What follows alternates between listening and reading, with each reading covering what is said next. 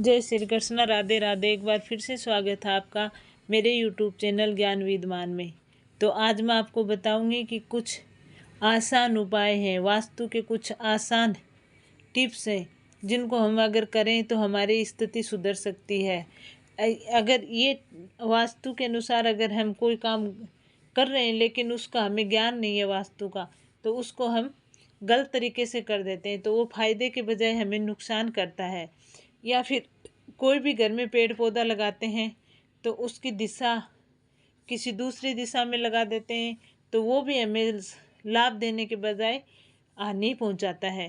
तो ये कुछ आसान से 20 उपाय हैं, वास्तु के टिप्स हैं, जिनको अगर हम वास्तु के अनुसार करें तो वो ही हमारे लिए फ़ायदेमंद होता है। नहीं तो क्या होता है कि हम कितना भी करें लेकिन फ़ायदा नहीं होता है, वो नुकसान होता चला जाता है। हमें पता नहीं चलता है कि किसके कारण हो रहा है, लेकिन वास्तु हमारे प्राचीन काल से चली आ रही है कि वास्तु के हिसाब से काम करें तो वो हमें शुभ फल प्रदान करता है, नहीं तो नहीं करता है। जैसे घर में तुलसी का और दाड़ू का पौधा बहुत शुभ माना जाता है, लेकिन अगर तुलसी सूखने लग जाए तो इसका मतलब है कि घर में धन की कमी आने वाली है। किसी भूखंड ईशान कोण कटा हुआ हो तो हरगिज नहीं खरीदे। ऐसा करने से दरिद्रता का निवास हमारे घर में होने लग जाता है और हम लोगों को घर की उत्तर दिशा में रखा गया मछली कुंड सुख और संपत्ति को आमंत्रित करता है। ध्यान रहे, मछली कुंड का जल बदलते रहे, मृत जीवों को मछली कुंड में नहीं रखें। घर की मालकिन सुबह स्नान करके मुख्य द्वार की धैर्य पर 1 लोटा जल नित्य डाले तो माँ लक्ष्मी का आगमन होता है। अपनी माता या पत्नी से वाद विवाद या झगड़ा करने से विशेषकर शुक्रवार को या सोमवार को धन संबंधी रुकावट आती है। अगर हम अपनी माता से या पत्नी से झगड़ा करते हैं तो प्रत्येक अमावस को घर का सारा फालतू सामान बेच दें या बाहर निकाल दें। इससे घर में सुख शांति बनी रहती है और आर्थिक रूप से सक्षम हो जाते हैं। अमावस को कोई भी नई वस्तु या कपड़े नहीं खरीदने चाहिए। अमावस के दिन घर के सारे खिड़की दरवाजे जाले वगैरह उतार देने चाहिए। शाम के समय कोई मेहमान या सुहागिनी स्त्री आती है तो उसका सम्मान करें, जलपान करवाएं। ये माँ लक्ष्मी के आने का संकेत होता है। यदि ग्रह के आग्नेय कोण में पानी की मटकी या जल की संचय व्यवस्था गलती से हो गई है तो उस दोष को कम करने के लिए उस स्थान के ऊपर एक लाल बल्ब 24 घंटे जलाकर रहने दें। इससे क्या है कि ये दोष के कारण कम हो जाता है। एक नियम का पालन करें, प्रतिदिन घर के मंदिर में दीपक जलाएं। घर की प्रथम रोटी गाय को और अंतिम रोटी कुत्ते को दें। इन बेजुबान जानवरों को रोटी देने से भाग्य के दरवाजे खुल जाते हैं और हमारे हिंदू धर्म में ये परंपरा चली आ रही है कि पहली रोटी गाय को और अंतिम रोटी कुत्ते को। पिप्पल को विष्णु का अवतार कहा जाता है। प्रतिदिन पिप्पल को जल चढ़ाने से लक्ष्मी जी प्रसन्न होती है। अगर पिप्पल है तो कभी उसे नहीं कटवाएं, इससे माता लक्ष्मी और विष्णु की अप्रसन्नता प्राप्त होगी। कभी भी घर में 2 बार झाड़ू पोछा न करें।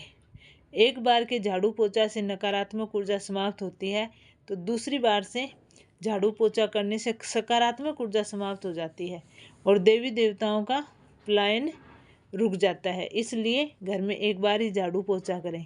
घर के अग्नि कोण या पूर्व दिशा या ईशान कोण या उत्तर कोण के बीच में अलमारी या तिजोरी रखने से खर्चे बढ़ते हैं और धन कम होता है। दक्षिण दिशा में उत्तर मुखी अलमारी या नैन्थ ऋतु उत्तर मुखी या पूर्व मुखी या उत्तर दिशा में तिजोरी रखने से धन संपदा में बढ़ोतरी होती है।